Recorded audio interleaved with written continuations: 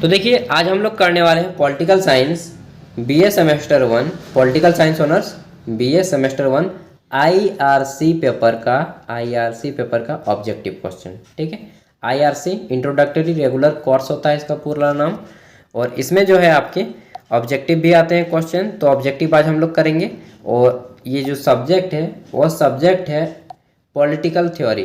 ठीक है, राजनीतिक विचारधारा, पॉलिटिकल थ्योरी, तो उसी से सभी क्वेश्चन रहेंगे। आइए देखते हैं। तो पहला क्वेश्चन है कि राजनीतिक सिद्धांत, राजनीतिक विचारधारा बोलिए चाहे राजनीतिक सिद्धांत बोलिए, ठीक है, पॉलिटिकल थ्योरी का सिद्धांत ज़्यादा बेटर रहेगा। राजनीतिक सिद्धांत निम्नलिखित में किसके अंतर्गत आता है? तो राजनीतिक सिद्धांत जो है राजनीतिक विज्ञान के अंतर्गत आता है। ऑप्शन डी इसका राइट आंसर हो जाएगा। सभी को आप लोग नोट करते जाइएगा। ठीक है, क्वेश्चन है कि राजनीतिक सिद्धांत को निम्न में से किसका व्यवस्थित रूप माना जा सकता है? तो राजनीतिक सिद्धांत को मनोविज्ञान का व्यवस्थित रूप माना जा सकता है। मनोविज्ञान को इंग्लिश में क्या बोलते हैं? साइकोलॉजी। 3 नंबर है कि राजनीतिक सिद्धांत का क्षेत्र कैसा है? तो इसका राइट आंसर हो जाएगा अस्पष्ट या स्पष्ट, अस्पष्ट, क्लियर है। ठीक है, अस्पष्ट नहीं है, स्पष्ट है, क्लियर है, पूरा क्लियर कट है। राजनीतिक विज्ञान की सिद्धांत जितने भी थ्योरीज दिए गए हैं, लेकिन बाद में आपको पता चलेगा कि यह अस्पष्ट नहीं है, अस्पष्ट है, लेकिन अस्पष्ट टिक लगाना है। ठीक है, परंपरागत राजनीतिक सिद्धांत और आधुनिक राजनीतिक सिद्धांत में मुख्य अंतर निम्नलिखित में किसको लेकर है? तो इसका राइट आंसर हो जाएगा मूल्य को लेकर, यानी कि वैल्यू को लेकर। ठीक है, परंपरागत यानी कि ट्रेडिशनल राजनीतिक थ्योरी और मॉडर्न राजनीतिक theory, traditional political theory and modern political theory सिद्धांत में मुख्य अंतर किसको लेकर है? तो वैल्यू को लेकर है, मूल्य को लेकर है। ठीक है, अगला क्वेश्चन देखते हैं। तो क्वेश्चन है कि किस पद्धति को तत्वमीमांसक या चिंतन मूलक कहा गया है? तो किसको कहा गया है? दार्शनिक पद्धति को। ऑप्शन बी इसका राइट आंसर हो जाएगा, दार्शनिक पद्धति। फिलोसफिकल पद्धति को क्या बोलिएगा? टर्म को, ठीक है, या सिस्टम को। 6 नंबर है कि पॉलिटिकल सिस्टम, ये एक पुस्तक है। इस पुस्तक को किसने लिखा है? इस पुस्तक को लिखा है डेविड ईस्टन। डेविड ईस्टन एक बहुत बड़े राजनीतिक थे, राजनीतिक विज्ञान के ज्ञाता थे।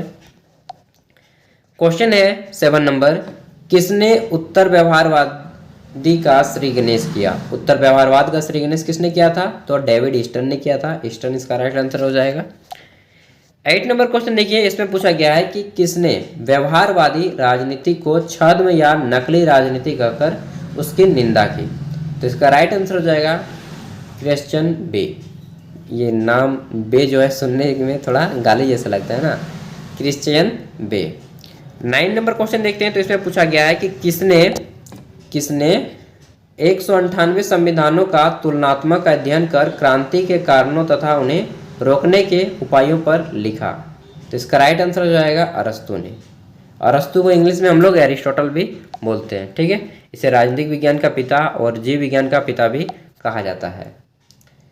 क्वेश्चन है कि किसे व्यवहारवादी क्रांति का प्रणेता माना जाता है, यानी कि मुखिया माना जाता है, यानी फिर हीरो माना जाता है? ठीक है, किसे व्यवहारवादी क्रांति का हीरो माना जाता है? तो चार्ल्स मेरियम को व्यवहारवादी क्रांति का प्रणेता या हीरो माना जाता है। ठीक है, 11 नंबर क्वेश्चन देखते हैं। तो इसमें पूछा गया है कि राज्य की उत्पत्ति का सबसे प्राचीन सिद्धांत कौन सा है?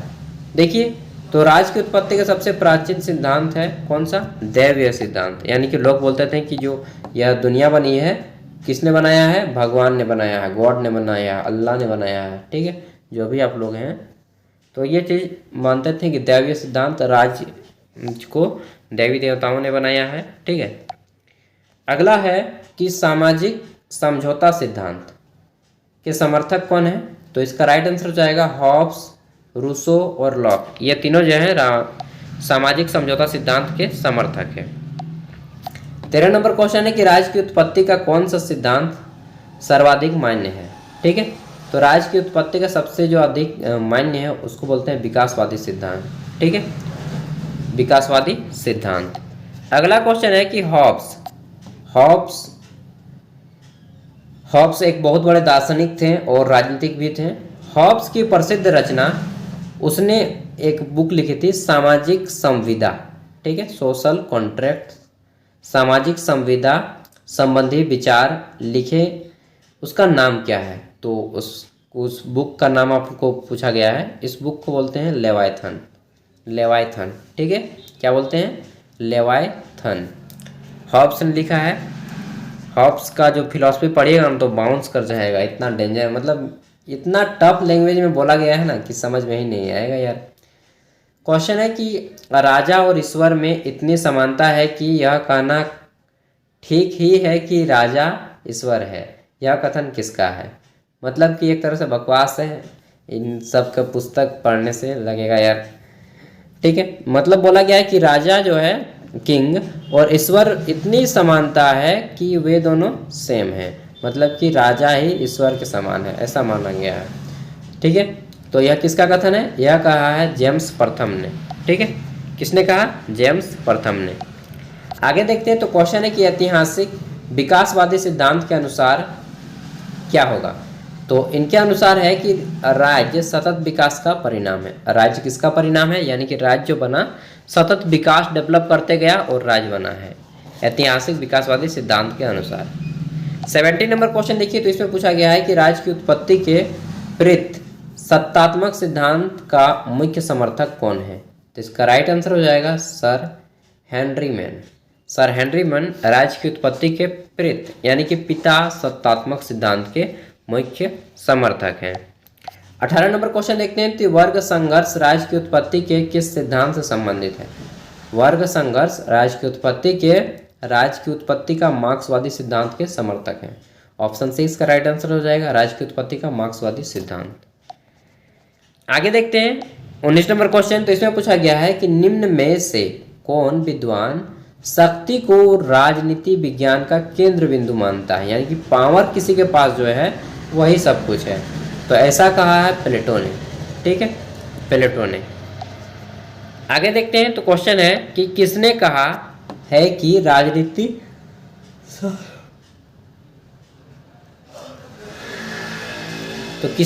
राजनीति शास्त्र जो है वह शक्ति का विज्ञान है, यानी कि पॉलिटिकल साइंस ये जब साइंस मतलब पावर का साइंस है, ठीक है, जिसके पास पावर है वही सब कुछ है। तो इस बुक को लिखा है कैटलिन ने, ठीक है, कैटलिन ने लिखा है। अगला क्वेश्चन देखते हैं। तो क्वेश्चन है कि निम्न में से कौन सा शक्ति का एक रूप नहीं है? तो देखिए शक्ति का एक रूप नहीं है धार्मिक स्तर, बाकी सामाजिक स्तर, प्रबंधन कला, व्यक्तित्व, ये तीनों जो हैं इसके स्तर हैं, रूप हैं। क्वेश्चन है कि सत्ता का अर्थ कानूनी तथा अचित शक्ति है, सत्ता का यह परिभाषा निम्न में से किसने दी? तो यह परिभाषा किसने दी? वेस्टर शब्दकोश से लिया गया है, ठीक है। आगे देखते हैं। क्वेश्चन है 25 ही क्वेश्चन है। पूछा गया है कि उचित शक्ति के रूप में सत्ता की परिभाषा निम्न में से किस विद्वान ने दी है? तो इसका राइट आंसर हो जाएगा रॉबर्ट ए डहल ने दी है। नेक्स्ट क्वेश्चन देखते हैं। तो इसमें पूछा गया है कि कानूनी संप्रभुता का निम्न में एक समर्थक है, तो कौन समर्थक है? इसका राइट आंसर हो जाएगा जीन ऑस्टिन पूरा नाम है। 25 नंबर क्वेश्चन है कि निम्न देश में नाम मात्र की प्रभुसत्ता का अस्तित्व है, तो इसका राइट आंसर हो जाएगा किस देश में? नेपाल में। नेपाल में नाम मात्र की प्रभुसत्ता का अस्तित्व हमें। तो ये थे 25 क्वेश्चन। मुझे लगता है कि क्वेश्चन मैक्सिमम आपके जो हैं 25 में से 20 क्वेश्चन ऐसे होंगे जो कि पहली बार पढ़े होंगे और आपको लग रहा होगा यार क्या पढ़ रहे हैं, पॉलिटिकल साइंस रख के तो मैं फंस गया।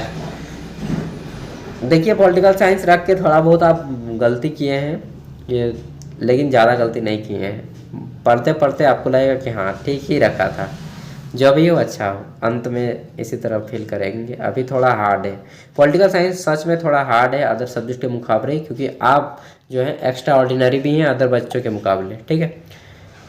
इसलिए पढ़ाई कीजिए इजीली। एंड क्वेश्चन पेपर मैं प्रीवियस ईयर दे ही दे रहा हूँ, फिर एमजे पेपर यानी कि मेजर कोर्स का भी मैं जल्दी वीडियो ला दूंगा, ठीक है। तो हमारे साथ जुड़े रहिए, अभी 8वें सेमेस्टर तक के वीडियो दे दूंगे मैं, या फिर कोई अलग अगर मतलब जब भी खाली रहता हूँ मैं या फिर मेरा दोस्त जो भी होगा आपको वीडियो दे देगा। Thank you, bye.